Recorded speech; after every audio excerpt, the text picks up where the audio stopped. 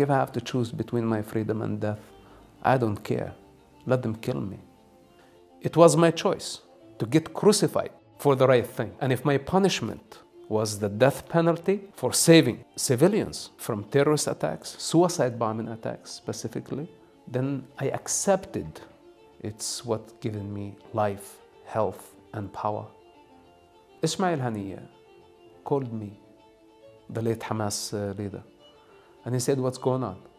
I told him, you ask 90%, 95% of the Muslim population, or those who identify as Muslims, do you agree to any of these barbaric practices of 7th century? You don't believe in any of the values. You oppose all the values of Islam, but you still identify as a Muslim. And I'm not sure they know what they're angry about, actually. They're just like whatever their sexual frustration is. They don't realize that this has been the indoctrination of Palestinians since their establishment. Victimhood, violence, retaliation, then blaming. They think I give a about somebody. Want to judge me of Islamophobia? There's lots of things that Mosab Hassan Yousef isn't. What are you? I'm Jonathan Sacerdoti. Mosab Hassan Yousef, welcome to London. Thank you.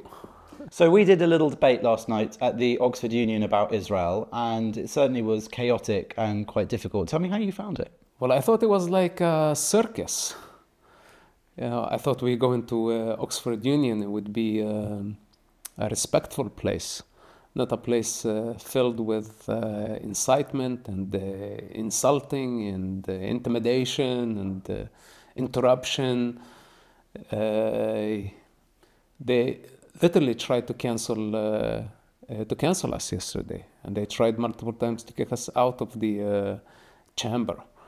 And our opponents had only the victim narrative to their side, crying on behalf of the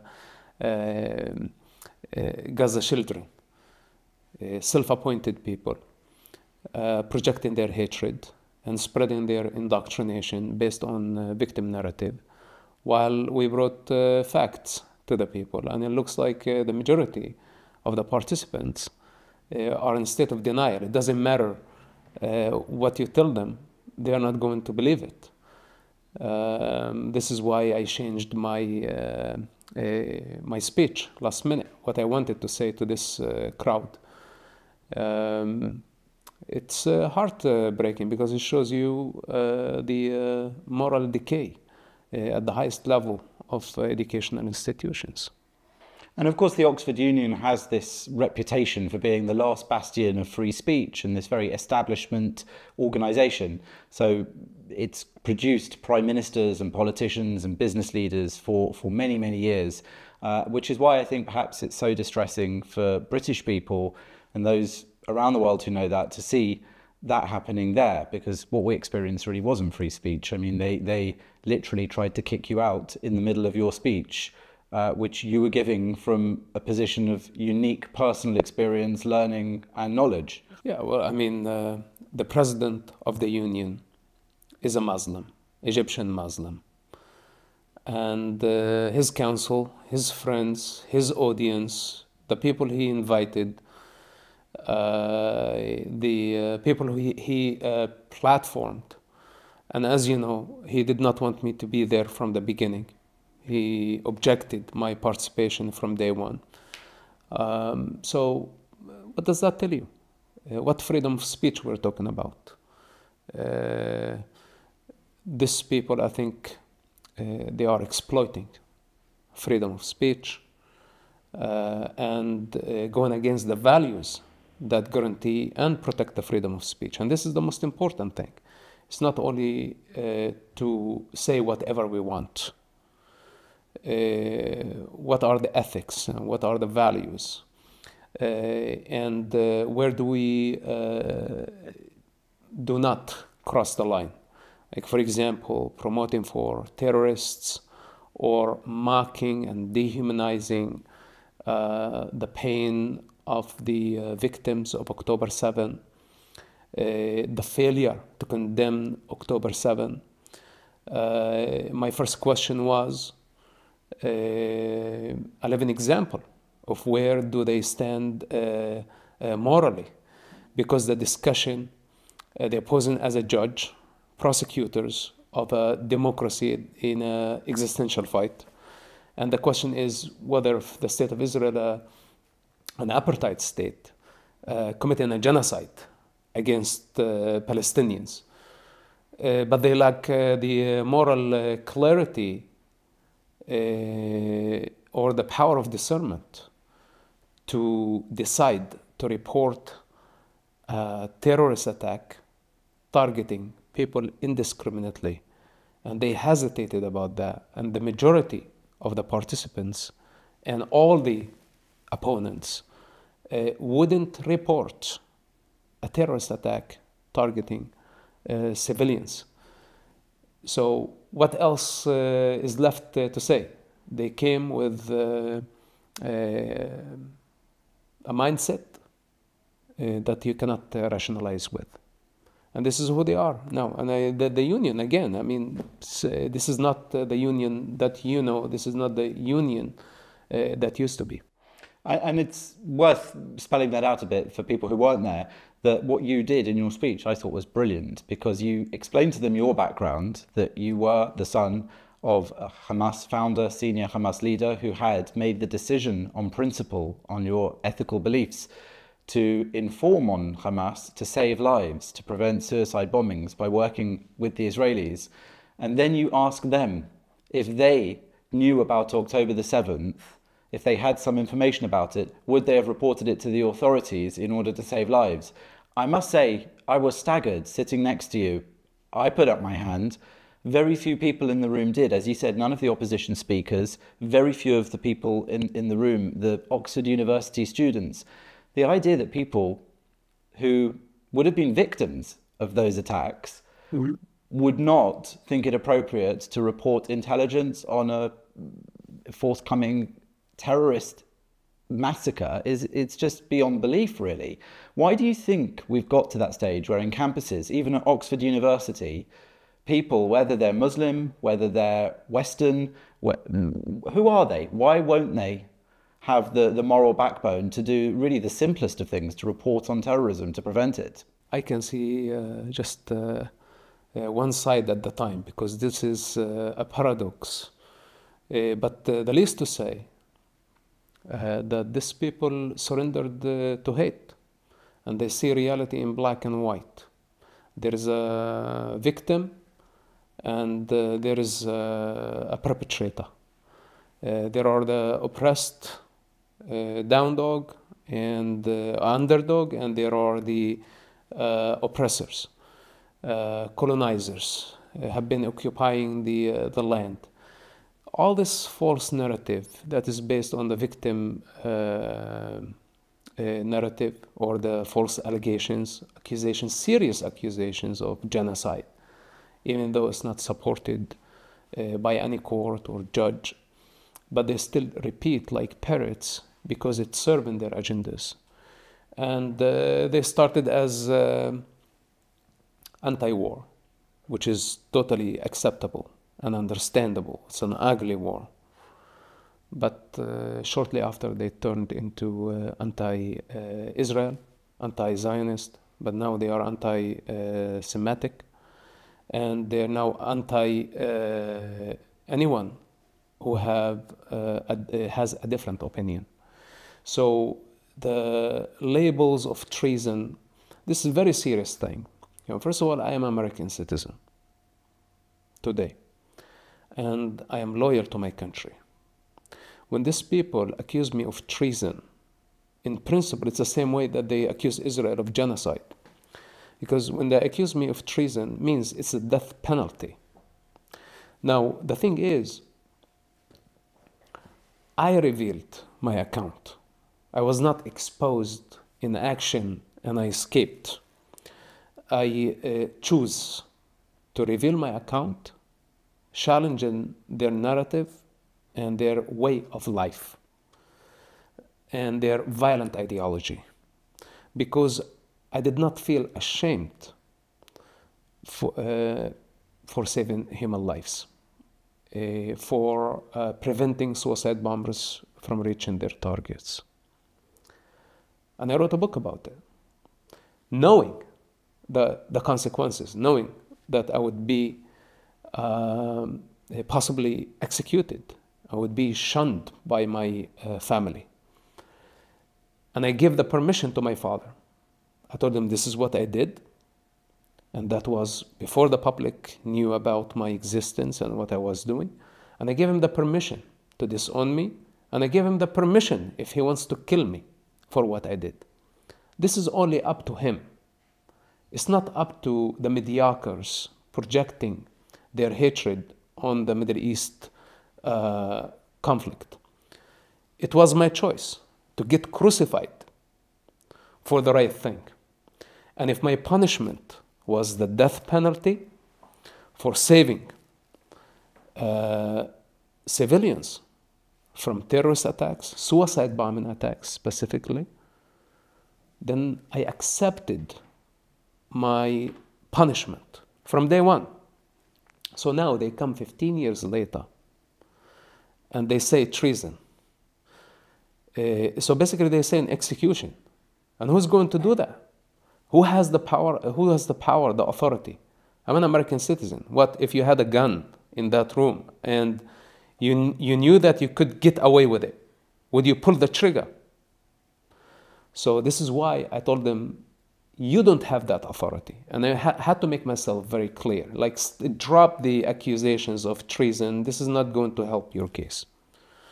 And the fact that you're trying to discredit me, you don't have the higher moral ground, and you're posing as a judge to criminalize me, to criminalize the state of Israel and all its people, the Jewish nation, and all those who stand with morality and non-violence, and all those who also understand the complexity of the situation in Gaza, that the war was inevitable, that there is no democracy that would choose or would have chosen to coexist with savages like Hamas.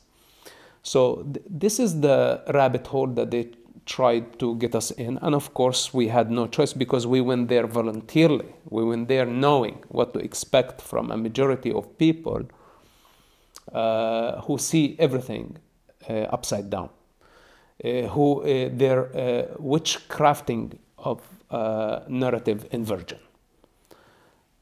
So this is what we dealt with yesterday, and this is just, I think, a scale that shows us where we're at and how dangerous the situation is. And actually, the way that the debate was set up and organised was, as you say, dishonest and unfair from the start. We're talking about before we even arrived in Oxford. So they had a cancellation of a speaker. I was a bit afraid of the opposition, and I thought, I know just the man who's not afraid of anything like that. So I'm very grateful that you actually accepted that challenge and came over here to debate in Oxford, and I can think of nobody better who could do it. And I say that, and it's worth saying out loud, because there is no one else I know on the planet who can speak from personal experience of both sides of this conflict. You don't just have experience from the so-called Palestinian side and the Israeli side. You have experience from the belly of the beast. You know, your father is who he is. Your role was what it was, and then you switched to actively saving lives and working with the Israeli intelligence services. So I think it's very important that you were there at that debate. For those who don't know, can you explain a bit about who your father is? Before I get to my father, this phenomena and how many levels of consciousness that I have been traveling to meet with the different colors of what so-called Palestinians, or those who claim to be Palestinians, that include in the crowd yesterday. And I think we have now a new generation, perverted Palestinians. And this is why it's not a one thing. It's conflicted identity with so many opposing extremes. These people, if they did not have a common enemy, they would be killing each other. The only thing that is bringing them together from every different background is their hatred. And on one hand, they push the Palestinian indoctrination, the false allegations, the false narrative.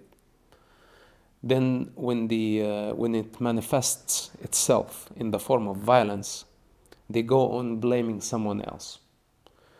They don't realize that this has been the indoctrination of Palestinians since their establishment. Victimhood, violence, retaliation, then blaming. And the cycle of violence has been going on for so long. Now, instead of breaking the cycle of violence, they're actually empowering the false narrative, which eventually will lead to not only a Middle Eastern conflict, it will lead to a global chaos. And they have been calling for globalizing the Intifada. Back to my father. My father is, as a father, I loved him, and I still actually love him on a personal level. But as a leader, I think he's a failure, big failure. He betrayed his people by obeying them. True leaders guide the people to a safe shore, especially when they agree on evil, when they were targeting people, others indiscriminately, and suicide bombing attacks during Second Intifada became legitimized, and people celebrated that. Then they celebrated violence. Then they voted for Hamas. Then they gave Hamas a lot more support and legitimacy, and allowed Hamas to take over the entire society. Hamas rallies in Gaza used to gather 500,000 people. 500,000 people. This is not just a vote. The vast majority of Gazans agreed with Hamas, and they praised and celebrated Hamas attacks on October 7. We saw it. Weak leaders try to please everyone. Strong leaders stand their ground, make wise decisions, even if they have to lose their status. And the ultimate leader is willing, in fact, to sacrifice his status, could be even his life, to save the people by doing the right thing and making the right choice. And unfortunately, my father has been a disappointment. On one hand, he has been trying to help the people, and he's a loving father. But again, as a leader, I think he did not have the quality of leadership to guide the people in the right direction. And I think, of course, because he does not have enough power in the face of other Hamas leaders. And he's under the umbrella of Islam, that his entire life is under the Islamic legislation. So he cannot use his creative mind to break the Islamic laws. Whatever creativity he has is below that ceiling. And this is part of my frustration with the Islamic belief system, that it doesn't matter how intelligent you have. At the end of the day, you are under the authority of a hypothetical entity called Allah. Now, he's charismatic. When you see me sometimes speaking, this is his charisma. You can say it's like we are very similar, but functioning in two different realms, and we could be opposing the opposing extremes that will clash until we get to a point of equilibrium. And many times I see this conflict mostly is between me and my father, and there is nothing more powerful and more destructive and more creative at the same time than a war between son and father, especially if they love each other. I respected him. I still respect him. He's getting older. But look at where we are right now. What happened to Gaza? In my private conversations with him, he knew where I stood. He did not like it. Many times he told me, do me a favor, don't share this with anyone else. because he was afraid. He was afraid that I would be persecuted. He was afraid that he would lose his status. He thought my ideas were a bit dangerous.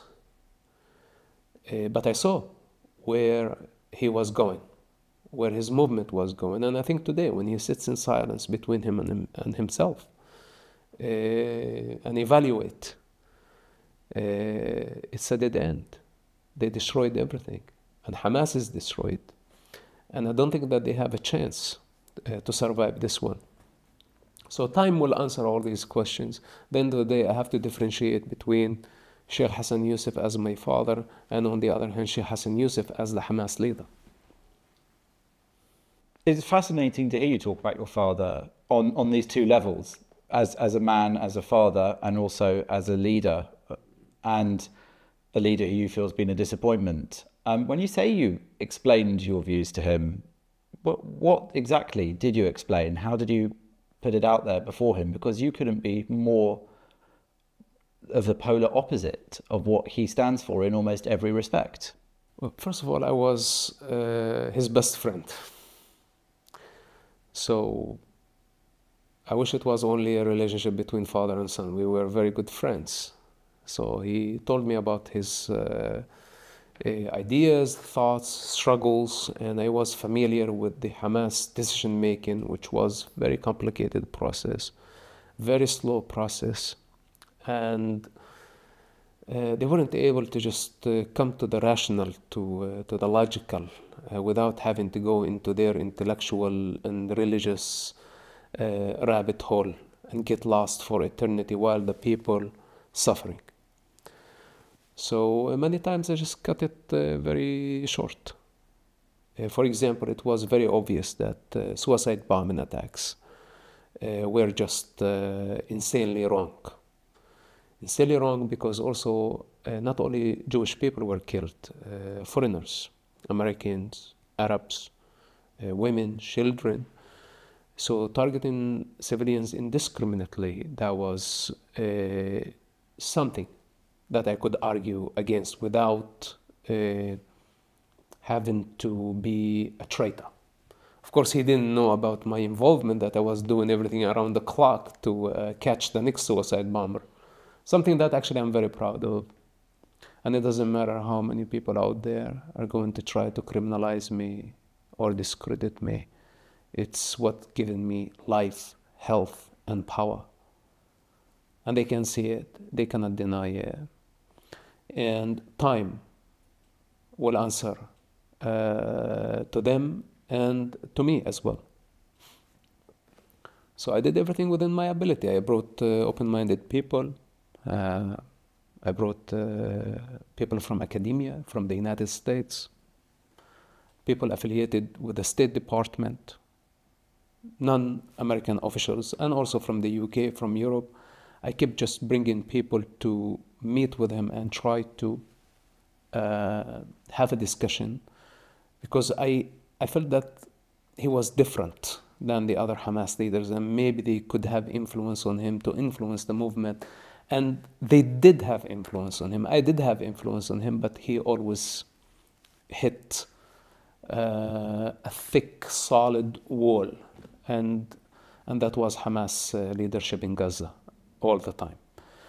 In fact, before I left the region, I convinced him not to participate in Hamas elections on their ticket. And he agreed to that.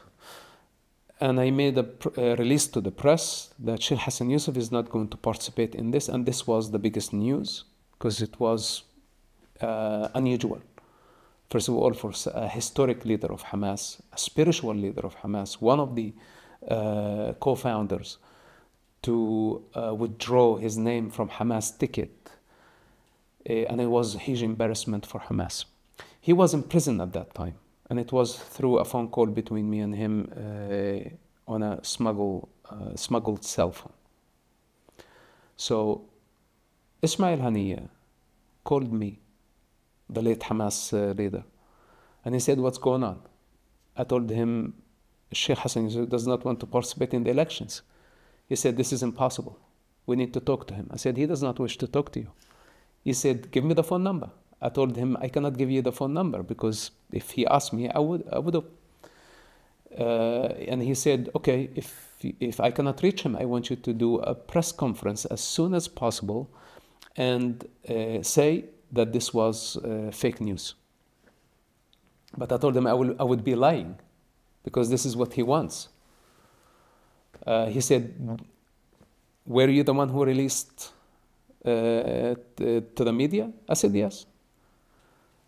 He threatened me, and within 30 minutes, Hamas gangs were knocking on my door.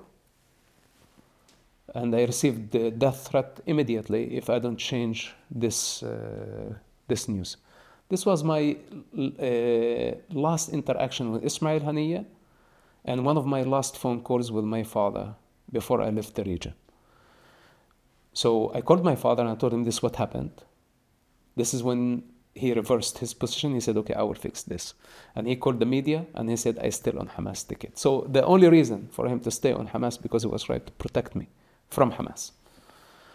So this just gives you like an idea. And of course, I can go on and on in my relationship with my father. I mean, like it's irrelevant to so many people. And you know, you say that, but it's relevant and irrelevant. And also it's fascinating because from a human perspective, to have two characters who play such an enormous part in such a fundamental and important part of the world and an area of conflict. It's extraordinary to hear about the human relationships inside there. And it sounds to me like it's a very complex relationship because it would be easier for us to believe your father is an arch-terrorist leader, you hate him, but you don't.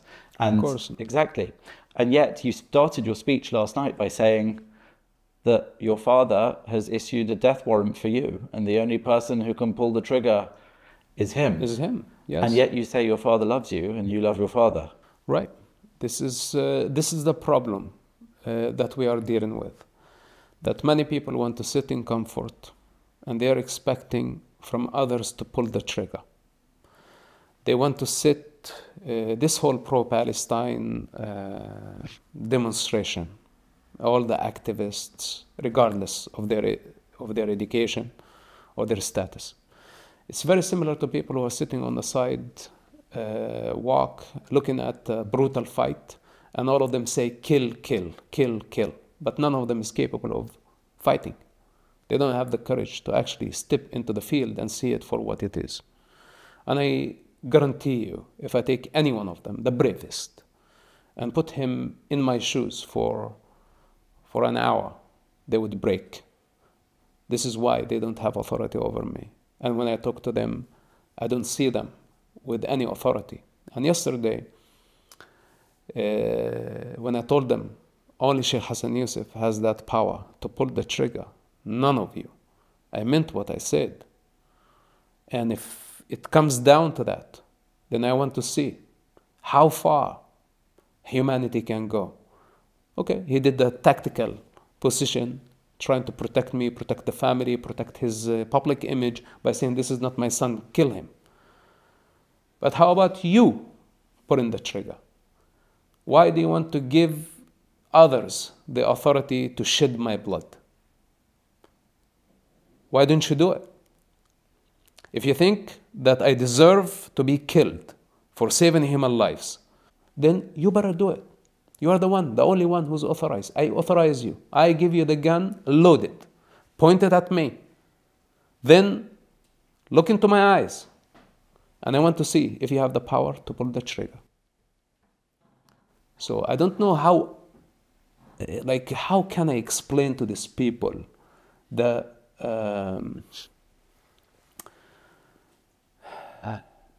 depth of this relationship. And they think it's just like a matter of, like a problem from childhood, or they don't understand. These people don't understand. When were you last able to communicate with your father directly? The last phone conversation also took place when he was in prison. And that was the eve of publishing my book. The first book? The first book, some 15 years ago. On that phone call was my father and Sheikh Salih Al-Aruri. Sheikh Saleh al-Aruri was assassinated in Lebanon, the first top Hamas leader who was assassinated at the early beginning of the war, which I spent with him time in prison as well. In that phone call, I wanted to tell my father what's coming in the book. So I revealed to him some of the details of the book. I told him I worked with Israel against Hamas for many years. And I'm detailing everything in this book. It's a story. And you better get ready. And until then, he didn't know? He didn't know. It was the first time I revealed to him my secret life of 10 years as undercover. So I want to know, because it's impossible for most of us to comprehend really what you have done and been through.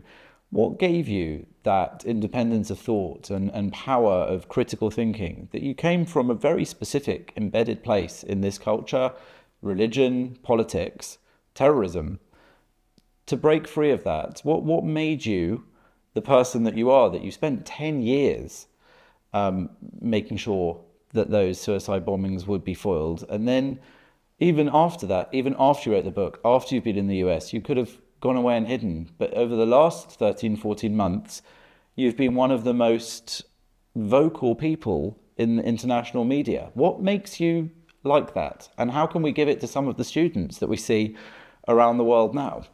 I don't know. I'm just being me. You know, the same way I was troublemaker since childhood, by the standards of average people who just want to live the lives of sheep. They don't want to question anything. They want to stay in safety. They're afraid to lose something. They want to obey and be ruled by others. I disobey. I'm a rebel from day one. No one has authority over me. Not the government, not intelligence service. You can ask this to the Israeli intelligence and how I handled them over the years. It's part of me. I don't like to be ruled or controlled by any authority. I prefer to die. Like if I have to choose between my freedom and death, I don't care. Let them kill me. And when I say this, I mean it. So there is nothing to lose and there is nothing to gain. If we're not afraid of dying, then we're not afraid of nobody. We're not afraid of nothing. And of course, the fine lines between, being violent or knowing when to apply the use of force. This is two different things. And this is a situation between Israel and Hamas.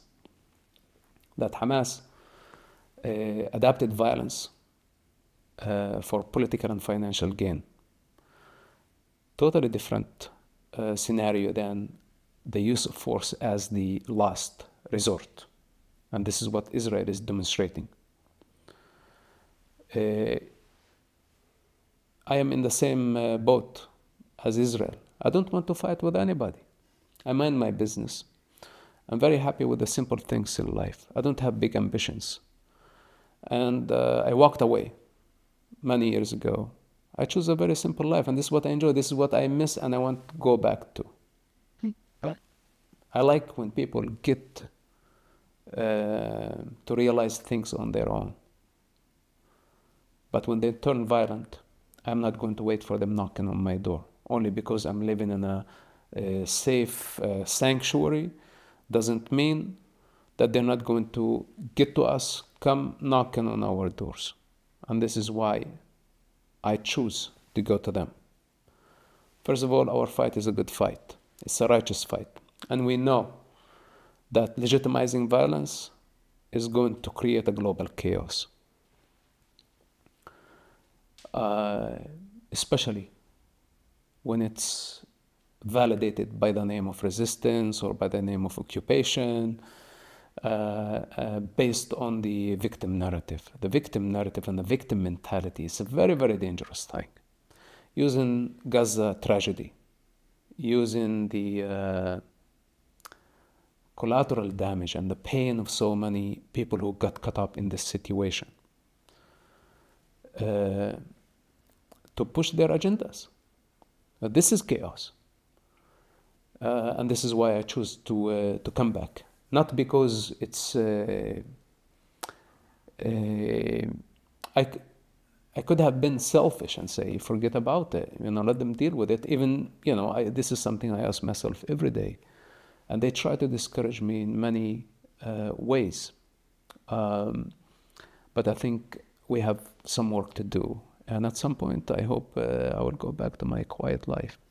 Well, you said that many people have thrown accusations of being a traitor at you and have condemned you. But I hope you know as well that there are many, many people, I hope more around the world, who actually feel the opposite and are immensely grateful for your contribution in this fight. And as you said, you don't feel governed by any authority. But I wonder if I can ask you, it seems to me like you do feel governed by one authority, which is truth. Yeah, but then people can argue about what is true and what is the truth. And I don't blame them. I actually want people to think and doubt. Just the thing is,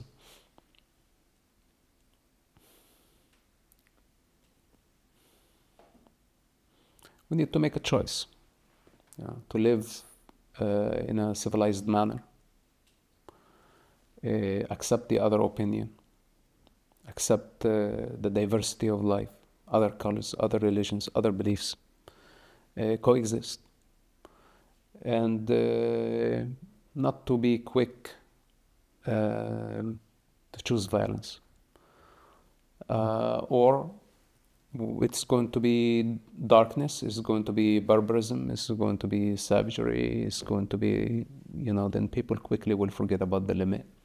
If it's kidnapping toddlers, Holocaust survivors, beheading people, raping women, wiping out peaceful farming communities, if this becomes legitimized somehow, this is the nail, the final nail in the coffin of civilization.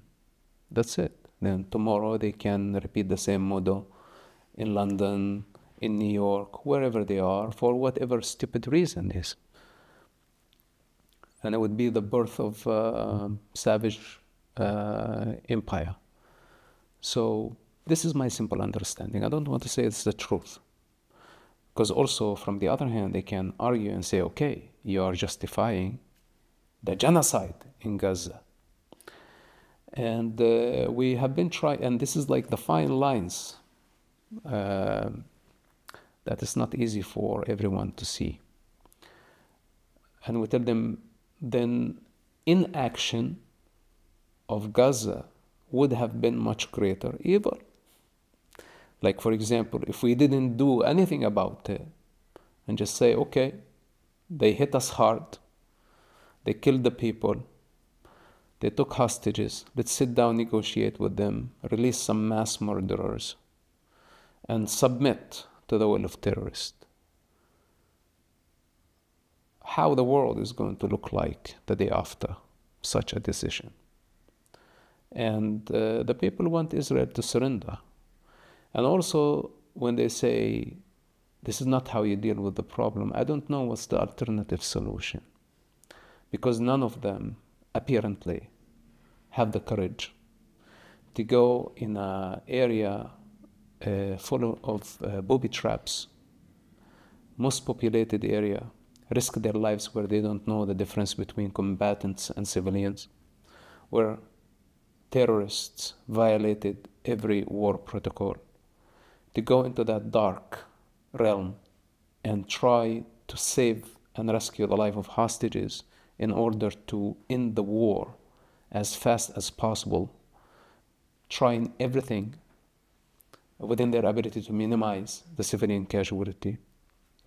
While, of course, Hamas Health Ministry exaggerate the numbers and lie about everything, forgetting to distinguish between combatants and civilians and all that. Then the pro-Palestine and the anti-Israel movement around the globe magnify this propaganda.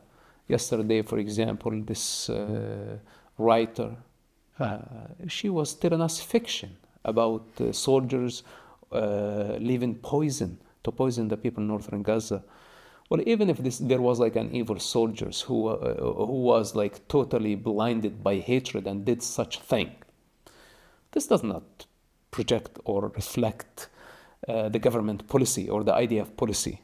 So to generalize it, even if she had the evidence, but of course, this is like right now is becoming a narrative. It's very, very dangerous what these people are saying, serious accusations. So I don't know how we got here to this point of conversation, but the fine lines of what's happening there. And many people think, of course, thank God, mostly educated by TikTok and social media on what a genocide is. And they don't want to accept that's what's happening in Gaza is simply the consequences of Hamas gambling of the lives of their own people, since they were the legitimate authority in Gaza. And they don't want to condemn Hamas. They want to push Hamas indoctrination and the Palestinian indoctrination in general. And they don't want to show any responsibility. They just want to blame everything on Israel without giving us an alternative of how we could have done it differently. I want to ask you about a few distinctions then, because you mentioned that people have accused you of being Islamophobic, and you are quite outspoken on your Twitter. In fact, I love it. I think you're one of the most, every word is meaningful. There's no spare there, and you also have the fairly impressive flex of having, I'm not sure how many followers it is, and following 0 people, which I'm always impressed with. But you did tweet the other day about Islam and Muslims, and you said something that I think people found quite shocking. Could you talk a bit to that, and particularly, again, the distinctions as you see them between Muslims, Arabs, Palestinians, Hamas, Palestinian Authority, Fatah? These are all, they have overlaps, and you say that Hamas is motivated by power and money and corruption, but is it not also motivated by Islam and belief in the rules and laws of Islam, as you said? As someone who studied the Islamic law and the classic Arabic, memorized huge parts of the Quran, I know what's required from Muslims to be a Muslim. So when I put hypothetical questions and very offensive, considered offensive, let's say, by some people, I'm trying to help the people to think, even though I know I get lots of heat from that. But to be accused of Islamophobia, this is absurd. Why? There is a death sentence over me, and the people don't understand how it feels like when you are sentenced to death by a belief system. In this case, the belief system is Islam. It's not Christianity, it's not Judaism, and I don't need to compare it with any other religion. I'm familiar with the major religions. I have studied them. In fact, I have practiced them. Let's put this on the side. When it comes to my problem with Islam, I have been sentenced to death according to this belief system. So how could I be phobic about it? Is it a matter of phobia or a real concern that some people want me dead based on their belief? And how I'm going to defend myself? I'm fighting for my life. Also, this is existential fight that most people don't understand how it is like to be sentenced to death for no crime that you committed. All I did, I was born in a Muslim family. Then down the road, when I chose not to be a Muslim, I was given 3 days to return to Islam. 3 days. And if I don't come back to Islam, I would be killed. This is my reality. They think I give a fuck about somebody labeling people, sitting on the side, not feeling the heat of the situation and the danger that we are dealing with on a regular basis, want to judge me of Islamophobia. So basically, This is the belief that we are dealing with.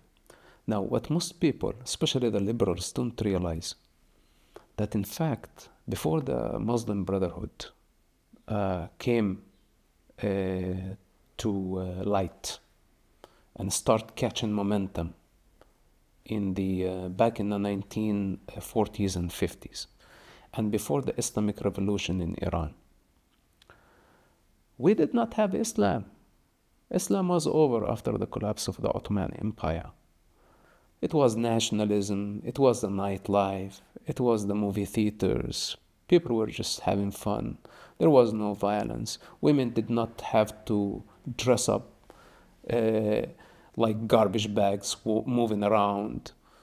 They had a lot more freedom.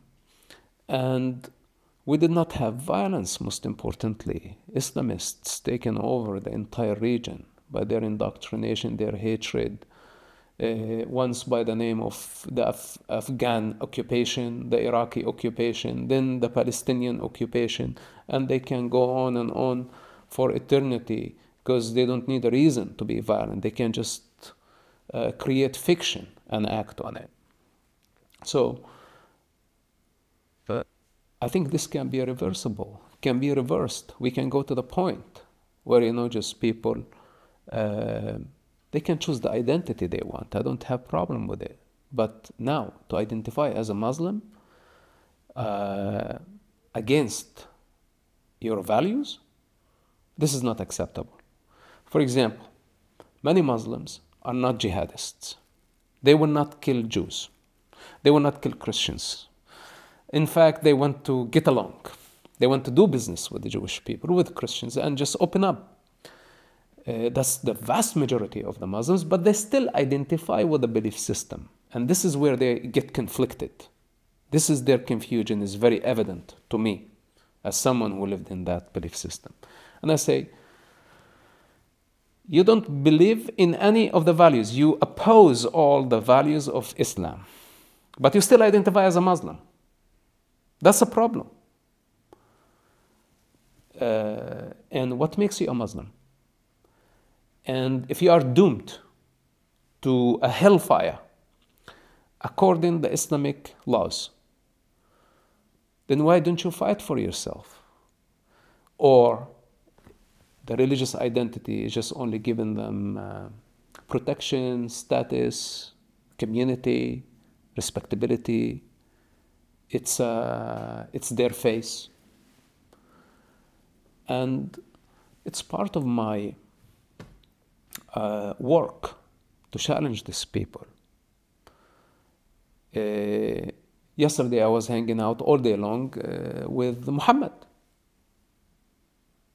He came with us all the way to the event, and he's aware, and I chose him. And we had an amazing conversation. Muhammad is a Pakistani. He's a very respectful person. He understands his responsibility in the UK. He pays his taxes, and he understands if he does not respect the laws and the values of this culture, it's going to turn into another Pakistan. And he sees it happening and going in that direction. This is what Muhammad told me yesterday. And by the way, he told me, I pray 5 times a day. Then I asked him, are you a Muslim? I asked him, did Muhammad even intend to establish Islam? Was Muhammad a Muslim? Because the Islamic belief system was developed way after the death of Muhammad, and we don't know if Muhammad ever existed. But then, let's say, if he did exist, and he comes today to fight against the conceptions of Muslims and their idol worshipping of gods that they project on their own images, what will they do to Muhammad? Do you think if they will even listen to Muhammad? They would tell him, you're not the real one. So this is the human delusion that we are dealing with. Now, I'm not concerned of the liberals who accuse me of things, try to discredit me. It's their business. On the long run, people will understand my mechanism, how I work in reverse psychology. I'm not trying to create controversy to gain followers. I don't like followers. You're doing quite well, though, at that. So.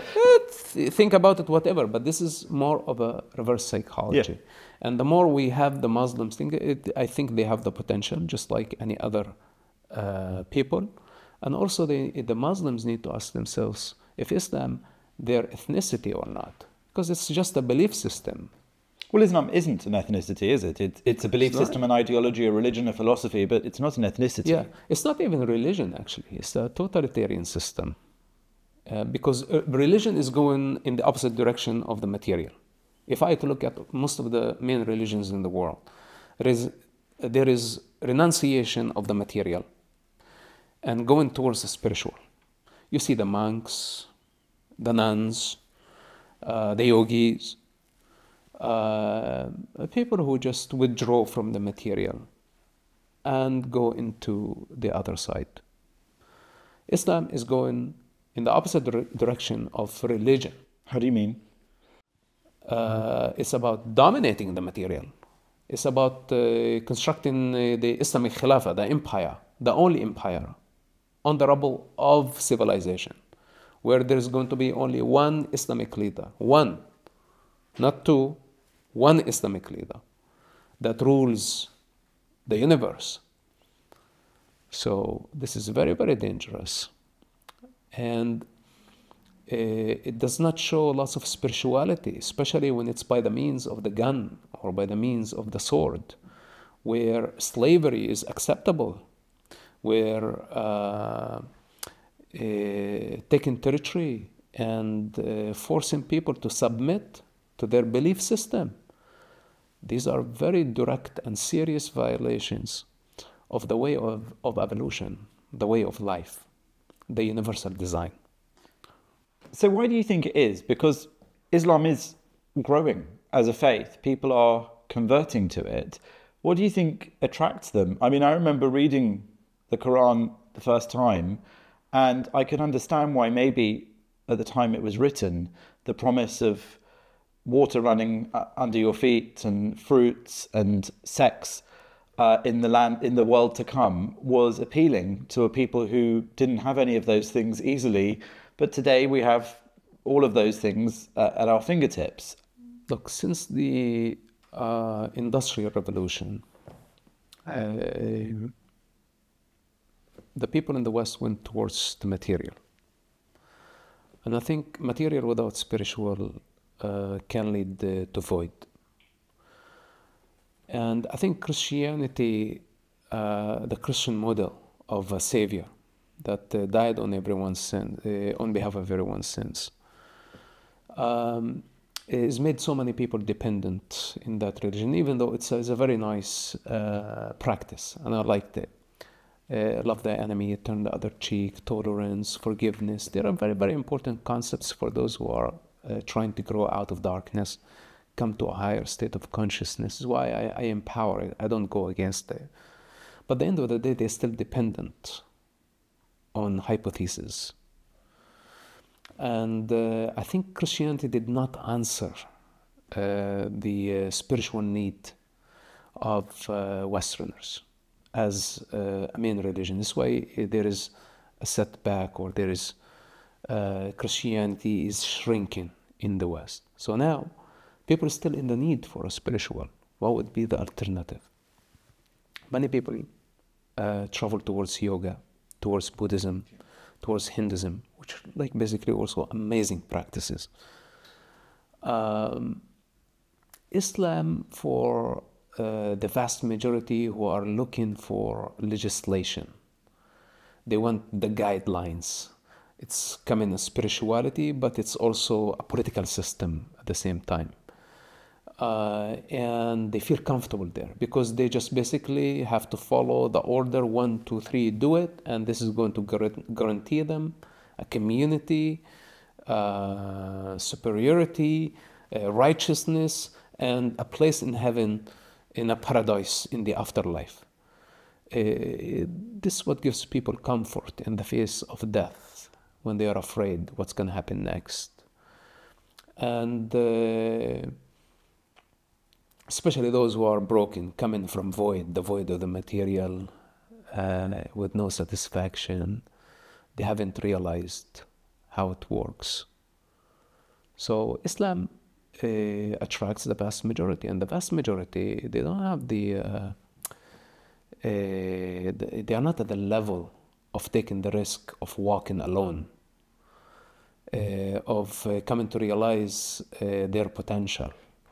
Most people just want to be told what to do, and if there is a belief system that is going to be my comfort, this is where most people choose. But these people eventually, especially if they're coming from a Western background, it takes almost no time before they depart Islam again, because they come attracted by the fancy ideas of Islam, mostly represented as the solution for life and for the human suffering.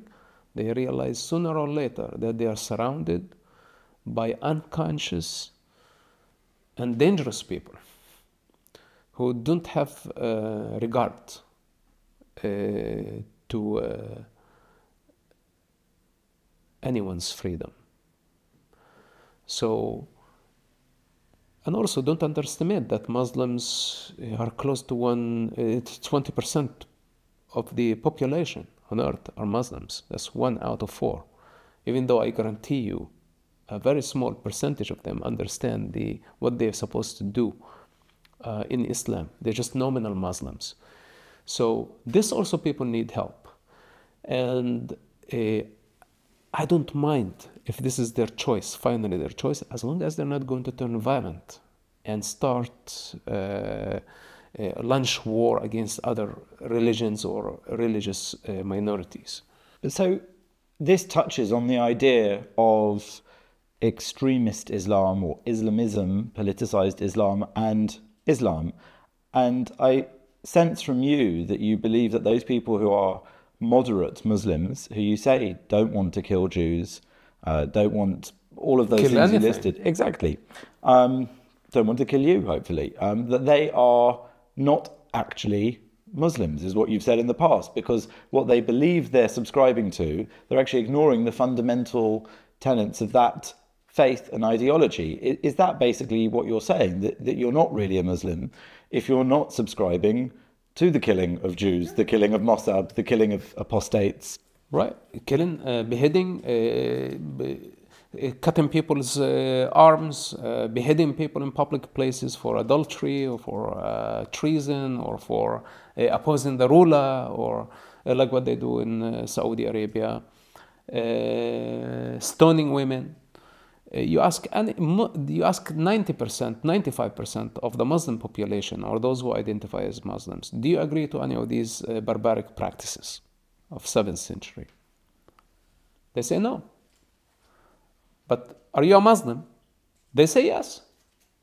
So you come to realize they're identifying with something that they completely and totally oppose. But it's their only identity they have. And this is where most or the majority of humanity identify with something that they are not. Because if they don't have identity, they don't have status, they don't have security, they don't have relationship, they cannot build a family. And everybody has the right to choose where to be. But is this everything about life? And when we reach a point where we have the attempt of a minority within the Muslim world, look at Hamas, small group in comparison to hundreds of millions of Muslims, and to see their atrocities against the Jewish minority, and instead of opposing them, to say this does not represent us, what they did the opposite. They legitimized Hamas. They advocated on behalf of Hamas, and they have been working around the clock to delegitimize Israel. They have been working around the clock to portray Hamas as freedom fighters. And if you question that, they will actually attack you. They could attack you. So this is the situation we are doing, the hypocrisy. And what I would like for them to simply be truthful to who they are. If this is not who you are, you're not capable of killing. Yeah. But you still identify with such a dangerous ideology, then we need somehow to know, where do you stand? Where do you stand morally? So do you believe those people should leave Islam? They are already out of Islam. They are already out of Islam. In the sense that it would kill them too? And based on their practice, on their lifestyle, the life that they lead, and they're condemned to hell. To make a moderate, enlightened Islam, there are people who argue, for example, that other religions, older religions, have been through a process of modernization.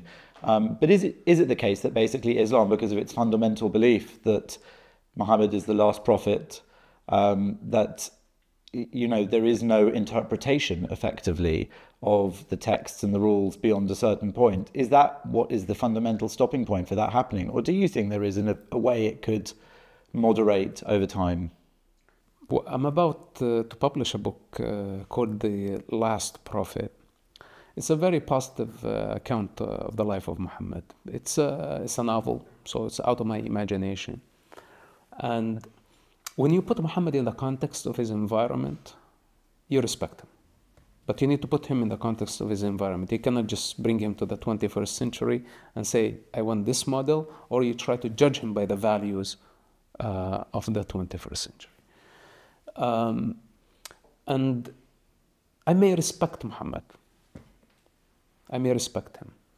But you tell me a Muslim, it's like a carbon copy of Muhammad, that I really don't have lots of respect, because what's so original about you being just a Muslim?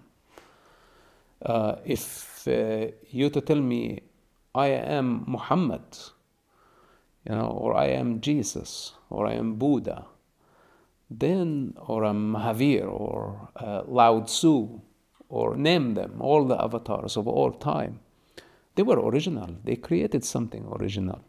Even though people can argue that Muhammad did not create something original, but at least he went against the flow of his society, against the establishment. He fought for women's right to exist. And he fought against conceptions of the divine. The same disease that is actually dominating the Muslim world today is the problem of conceptions. That there is not even one form of Islam. It's millions of layers on the top of each other, and all of them contradictory. This is Shia, this is Sunni, this is Wahhabi, this is Alawi, this is Ahmadiyya, this is Ismailiyya, and just Salafi jihadists and Salafi non-jihadists, Muslim Brotherhood. And we can go forever.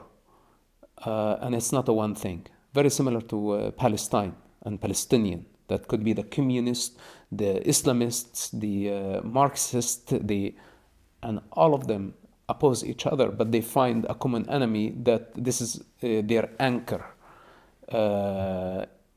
in existence. So this brings us back to the human condition, and this is where I try to deal with the problem at this very basic level. Human delusion, lust, hatred, anger. Why people are angry, and why are they being offended when I question them? Say it's like, yes, Muslims, I don't trust Muslims. Well, how can I trust you if you don't trust yourself?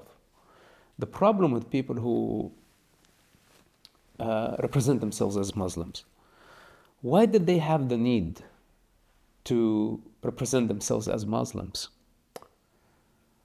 The most advanced spiritual Muslim sect who don't identify as Muslims, those are the Sufis.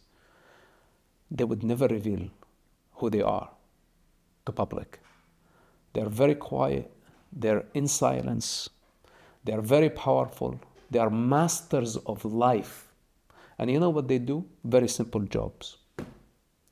They could be just literally cleaning houses or driving cars, doing very simple gardeners, and this is what they love to do. And they are masters of the universe, and they never reveal themselves to anybody. These people are legitimate. I bow, I respect. They inspire me, because they don't have the need to say, I am something or I'm somebody. But the others who are just in a race to show who's the better Muslim, these are the ones that I'm worried about, because they really needed that identity to push certain agenda, or I know that they have expectations now from posing like that. So this is people who basically, anybody who identifies as a Muslim, and I can say it actually comfortably, and I don't mean to offend anyone, they haven't grown up yet. They are still at the very basic level of consciousness. And they should not be offended. They actually, instead of being angry with me, they need to start asking themselves what makes them Muslims, and why is that very important to them, and why do they have to move in a big group of people? Can they move just alone? I highly recommend for these people to leave the group and to get out of the herd and the herd mentality, because usually the herd is following a shepherd. And you know what happens to the shepherd that is following the herd enthusiastically? To the slaughterhouse. I've noticed that there's lots of things that Mosab Hassan Yousef isn't. You're not a Muslim. You said last night that you're not a Palestinian. You're not a traitor. Today I've heard that you're an American citizen. I don't know if you consider yourself an American as such. What are you today? What do you feel represents who you are? Look, I am potential. A pure potential. I can be pretty much anything I want. And if I decide to be something, I create that thing. I've done it again and again and again. And I don't like to be limited to my creation, what I create, what I do, or be labeled based on a chapter of my life. Because this is immediately reducing me, reducing my universal being, and reducing my limitless potential into a status or something bright that I did in the past, or something considered shameful by others in the past or now. So when I say, like, for example, that these people don't have the power to say a traitor, simply because I reject the rule of a savior or a hero. And one of the things that make me uncomfortable, when people come praising me for saving human lives, and I tell them, I am not your hero, and I mean it. I don't want to be your hero. If I to accept the status of a hero, then automatically I need to accept the other side of the coin, which is treason or a traitor. And I don't accept neither. So, who am I? We are potential, and our potential has no limit for what we can do. Our creativity, our self-knowledge, our mental and psychic capacity, and most importantly, our infinity. That most people who live in the darkness of beliefs, they think that this is it. It's a cycle, and they are going to die. And this is why they surrender to death. But if they come to realize that we are infinite, with infinite possibilities, that we're not limited to this day experience, and every day is a new birth, and we can repeat this infinitely, but we need to know how to do it. Then they will realize that we are beyond this life, and beyond the function, and beyond just the eating and sleeping and the reproduction and all the limit things that we really fight very hard over. I wonder what you see as the potential for the Palestinian people, much as they can exist outside your discussions last night, that you don't feel that that is an identity that is valid, I think, is probably what you were saying. But there is a problem in the Middle East, to say the least. And what do you think could be the solution? We've seen now in Gaza what's happened. Israel has dealt a heavy blow to Hamas. In fact, that Ohad Chemo footage that you probably saw, where he went and interviewed Gazan Palestinians as they moved out of the north, it was enlightening, I think, for many in the West to see that they were cursing Yahya Sinwar, they were cursing Hamas.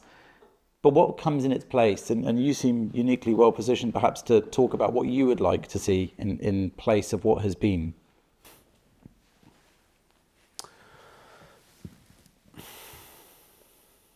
Look, now the Palestinians, and of course Palestinian can mean anything. Again, we have a new generation of Palestinians that are on American campuses, the social media Palestinians, the wannabes who now adapted to the cause and have been justifying violence.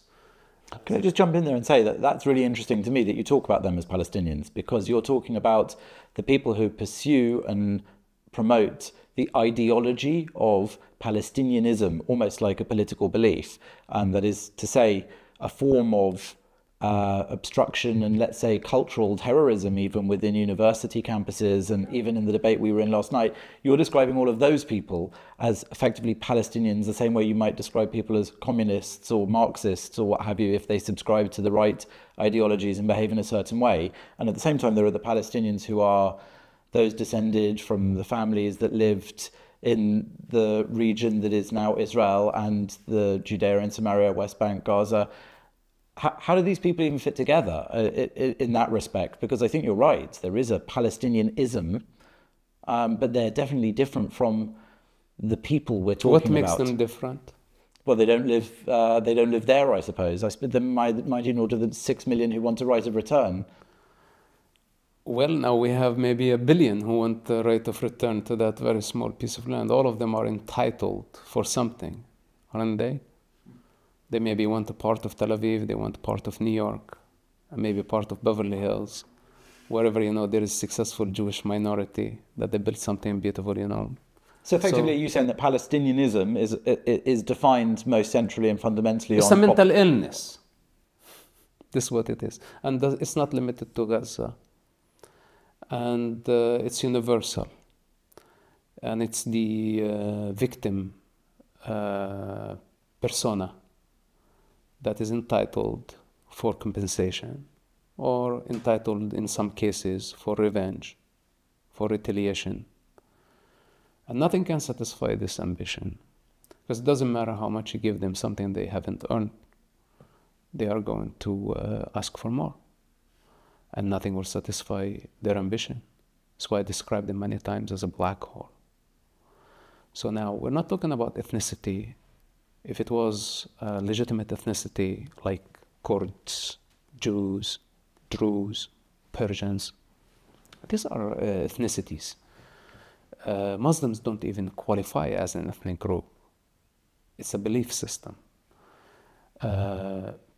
Palestinian is also individual who believe in the Palestinian narrative, regardless of their position. And if you notice, most of the leaders, actually, of Palestine are foreign agents. From Yasser Arafat, the father of the revolution, was Egyptian. Ismail Haniyeh was Egyptian. Yahya Sinwar was Egyptian. All Hamas leaders, from Rantisi to Zahar, all of them, on their birth certificate, Egyptians. So, at most, their ethnicity are Arabians. And they have cousins in Israel. And this is the better version of their ethnic community, or their, unfortunately, they don't even qualify as a nation. So what is their fundamental? What do they have in common? Hatred of Israel? Hatred of Jews? Yes. It's hate. This is their common ground. So I often actually ask, because I hear a lot when I talk about this with people, who subscribe to it, resistance is a fundamental kind of characteristic that I hear often of the Palestinian. But again, resistance requires something to resist against, and it's like a definition predicated on opposing something else, right? Right. Well, the resistance, it's the sugarcoating violence, and this is their attempt to legitimize violence as its international law or as its universal law, that people have the right to resist. It's another human lie, and it's delusional. To keep order is something. To protect civilization is something. To protect the most vulnerable is something. To protect women, to make sure that the society is safe from thugs, from violent people, from rapists. To do that, this is the will of the majority. In any decent society, a society that is longing for life and working towards integration. That would be the basic and most fundamental duty of the people, of the, let's say, the collective mind or consciousness of that society. On the other hand, a barbaric society who want to gamble with the future of children, want to create chaos and destabilize the region or the territory wherever they are, that guarantees them the continuation of profit, status at the expense of generations to come. And that's the very definition of what's so-called Palestinian society. They have been doing it for so long. They never wanted to have stability and try to construct or build a nation. They want the people to struggle all the time for the endless cause. And last night was very evident of people who stay here in the comfort of the West, who created careers out of this tragedy, made names for themselves, even though they've never been there, and they are not willing to pay what the people, part of the people suffering in the Middle East. This type of mediocres are also Palestinians. Those are like actually the qualified Palestinians. But if you ask me about the people there, the children, this is not their ethnicity. At some point in their childhood, they get indoctrinated. And hatred is the greatest weapon. And it's directed towards Israel. But is it only Israel? Now it's Israel. But also, at some point, it will become the United States or become the UK.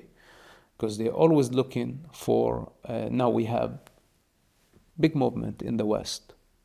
And all of them were kefiyas.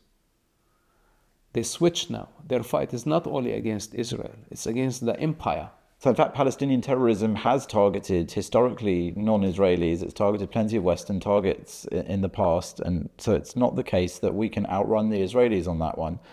I do wonder then, sort of as we close the conversation, what your hope is for the future. And I mean that in two respects. Let's be very specific. Let's talk about January, when there's a bit of a new future taking place, probably in the Middle East, as a result of the new future that's going to start in America under Trump. And more broadly, long term, it sounds like you're almost like there's a zero-sum game for you in terms of Islam, Palestinians. What can we hope practically to happen? It's a very difficult situation. When we get to the point where we know it's the end of the dialogue, this is when we know that the alternative is violence. And sometimes I want to wish that it's just a small minority of people who are actually choosing violence. But by the name of resistance, whatever it is, it doesn't matter. Violence is violence. But my concern that it's much wider and much bigger than what we are thinking. And today people have access to spread their hatred, their indoctrination using the social media, influencing countries, infiltrating campuses, infiltrating the homeland of many nations. And it's spreading like wildfire. I'm afraid that when we get to this place of confusion and people inability to see things for what they are, without the power of discernment, or those who know but they still compromise because of their selfish interest, or those who actually just hate life, simply hate life, then I know that we are in trouble. And I don't mean to close this amazing conversation, and thank you, by the way, on a negative note, but I'm afraid that we are heading towards a much bigger war. Well, just before we do close it on that note, I do often wonder myself if it's too late. I look around me here in London and in the UK and in Europe and in the West and think, is it too late? Can we close the door? Has the horse bolted? Has the tidal wave engulfed us? Any metaphor you want. And on my darker days, I do feel like probably it has. And my life and your life may pass and not manage to turn that round. But it seems to me that you're a fighter, and that actually your fight is to see if we can turn that round. And how confident are you that that can be done? It's up to the people. This is not up to the government. I think it's out of the government control, because the governments throughout Europe, especially throughout Europe, have been compromised. Because of their short-term political interests. This is what they fight for. And they don't want even to think about the future. They think about their term, what they can get out of the term now. And if they continue at this pace, they will reach a point where the people lose the trust, and now the people want to take the law on their own. This is my concern for Europe. And I already see it. The people don't trust the governments. And it looks like the governments are doing nothing to change their policy, because they have a lot to lose. They don't have the means. They don't have even the laws or the legislation to break some of the most fundamental principles of the West. So they are in guilt, in shame, in fear, and in total surrender, seeing the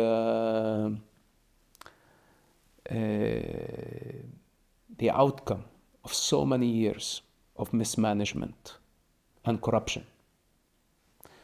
So we are going to get to a point where people will have to say, the government is not helping us, we will have to do the work. And at that point, things are not going to be nice. And if chaos begins, nobody knows how it ends. Like the moment violence erupts, social unrest erupts, we don't know how it ends. It could be a civil war, it could be a collapse of economy, it could be implosion, it could be anything. So this is why I don't see the courageous leadership that is willing to tell the people the hard truth. If we have illegal immigration that is not respecting the values, that does not speak the language, that is posing a threat to the social fabric, that is not contributing to the system or to the establishment, that is feeding of the hardworking people, and we insist that we don't want to do about it. And this is just one of the problems. When we felt like, for example, last night that we were ruled basically by Muslim young students, and I mean to specify, but those people have no life experience. They are angry. They are indoctrinated. And I'm not sure they know what they're angry about, actually. They're just like whatever their sexual frustration is. This is the essence of it. It goes down to their sexual frustration. And they are very angry. And they are projecting now their frustration on something they don't understand. Not realizing that they are paving the way towards a similar future of Gaza. Because yesterday, if they were willing to listen, what I wanted to tell them, prior to the first Intifada, things were pretty much perfect. Perfect. The Intifada came, the chaos began, it was demonstrations, they called for genocidal things, then later on it became a genocide. So sooner or later, legitimizing violence there, legitimizing raping, looting, kidnapping toddlers and Holocaust survivors. That's it, you automatically legitimize it here. And they are going to turn it into a Middle East eventually. And this is the future leadership. Well, yesterday, those are supposedly the most educated, supposedly the most intelligent individuals in the highest educational institution.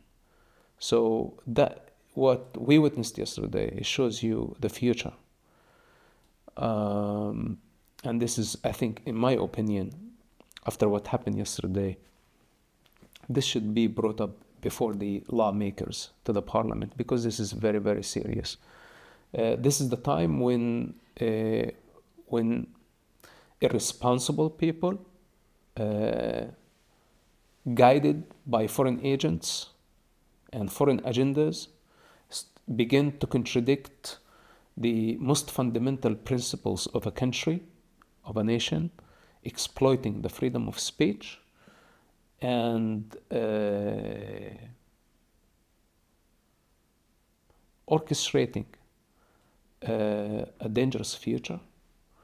This is when the lawmakers need to represent the majority of the people and protect their interest. And of course, may sound like, control, but in life, especially in times of chaos, you may impose emergency laws or emergency rules.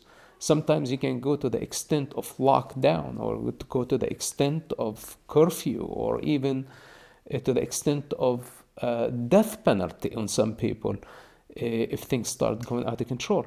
So yes, in civilization, but today we are in crisis. We are in moral crisis, we're in political crisis, we're in economical crisis. So many people are in there.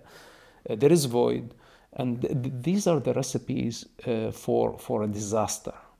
And I hope that we don't get to the point where it has to be a global war, World War III, where many people have to die, so they come to realize that life is precious.